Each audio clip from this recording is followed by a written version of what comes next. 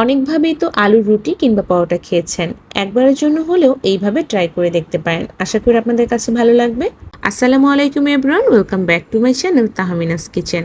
আজকে আপনাদের সাথে মাত্র 3টি উপকরণ ব্যবহার করে কিভাবে আলুর রুটি তৈরি করা যায় সেই রেসিপিটি শেয়ার করব।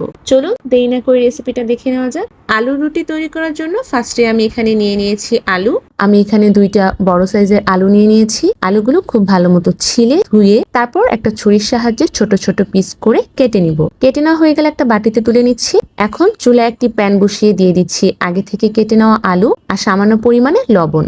5-7 মিনিটের মতো আলুগুলোকে সিদ্ধ করে নিচ্ছি। একটা চামচের সাহায্যে চেক করে নিচ্ছি আলুগুলো সিদ্ধ হয়েছে কিনা। আমার প্রায় 7 মিনিটের মতো সময় লেগেছে, আপনাদের কম বা বেশি সময় লাগতে পারে। এখন একটা বাটির মধ্যে সিদ্ধ করা আলুগুলোকে তুলে নিব। আলুটা একটু হালকা ঠান্ডা হয়ে গেলে হাতের সাহায্যে সিদ্ধ করা আলুগুলো খুব ভালো মতো মতে নিচ্ছি।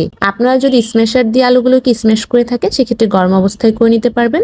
আলুটা যেহেতু এ পর্যায়ে অনেক বেশি গরম, তাই একটু ঠান্ডা হয়ে গেলে আমি আলুটাকে খুব ভালো মতো মতে নিচ্ছি। অবশ্যই চেষ্টা করবেন একদম স্মুথলি আলুটাকে ম্যাশ করে নিতে। আলুটা খুব ভালো মতো মতে নেওয়া হয়ে গেছে। এখন আমি এর মধ্যে দিয়ে দিচ্ছি 1 কাপ পরিমাণ লিকুইড দুধ। 2 কাপ লিকুইড দুধ আমি জাল করে 1 কাপ করে ঘন করে নিয়েছি। সেদ্ধ করা আলুর সাথে লিকুইড দুধটাকেও হাতের সাহায্যে খুব ভালো মতো মিশিয়ে নিচ্ছি। মিশিয়ে নেওয়া হয়ে গেলে দিয়ে দিচ্ছি 1.5 কাপ পরিমাণ আটা আর 1 চা চামচ পরিমাণ লবণ। হাতের সাহায্যে সবকিছু খুব ভালো মতো মিশিয়ে একটা ডো তৈরি করে নিব। আলুর ডোটা আমার কাছে একটু নরম মনে হচ্ছে, তাই আমি এখানে আরো 1/2 কাপ পরিমাণ আটা দিয়ে সবকিছু খুব ভালো মতো মিশিয়ে নিচ্ছি। 5 মিনিটের জন্য রেস্টে রেখে দিচ্ছি। 5 মিনিট পরে আটার ডো গুলো থেকে আমি লেচি কেটে নিব। হাতের সাহায্যে ডোটাকে খুব সুন্দর মতো ঘুরিয়ে ঘুরিয়ে গোলাকৃতি করে নিচ্ছি। আপনারা অবশ্য দেখে বুঝতেই পারছেন আমি এই কাজটা কিভাবে করে নিচ্ছি। সবগুলো লেচি কাটা হয়ে গেছে।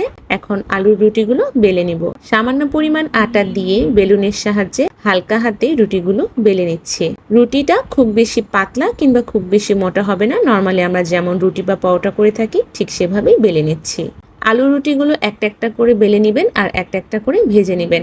একেবারে বেলে রেখে দিতে যাবেন না, তাহলে আবার একটা আরেকটা গায়ের সাথে লেগে যাবে। তো আমি একটা রুটি আপনাদেরকে বেলে ভেজে দেখাচ্ছি। প্যানটা একটু গরম হয়ে আসলে আগে থেকে বেলেনা রুটিটা দিয়ে দিচ্ছি। কিছু সময় অপেক্ষা করে রুটিটাকে উল্টিয়ে নিচ্ছি। তারপর 2-3 মিনিট সময় নিয়ে চেপে চেপে রুটিটাকে ভেজে নিব। মাশাআল্লাহ, দেখুন কত সুন্দর মতো রুটিটা ফুলে উঠেছে আর খুব সুন্দর একটা কালারও কিন্তু চলে এসেছে। আপনাদের বোঝার সুবিধার্থে আমি আরো একটা রুটি বেলে দেখাচ্ছি। একইভাবে আমি বাকি রুটিগুলো বেলে ভেজে নিচ্ছি। মিডিয়াম হাই হিটে উল্টিয়ে পাল্টিয়ে 2-3 মিনিট সময় নিয়ে সবগুলো রুটি আমি ভেজে নেব। আমার কিন্তু প্রত্যেকটা রুটি একদম ফুলকো ফুলকো হয়েছে। আপনারাও একটু সময় নিয়ে রুটিগুলো ভাজবেন, তাহলে দেখবেন প্রত্যেকটা রুটি খুব সুন্দর মতো একদম ফুলকো ফুলকো হয়ে ভাজা হবে। আলুর পরোটা তো অনেক খেয়েছেন, একবার না হয় এইভাবে আলুর রুটি বাসায় তৈরি করে দেখতে পারেন। আমার মনে হয় একবার যদি এইভাবে বাসায় তৈরি করে খান তাহলে বারবারই একইভাবে আলু রুটি খেতে ইচ্ছা করবে। আমি আপনাদেরকে একটা রুটি দেখিয়ে দিচ্ছি যে রুটিগুলো আসলে কতটা সফট হয়েছে।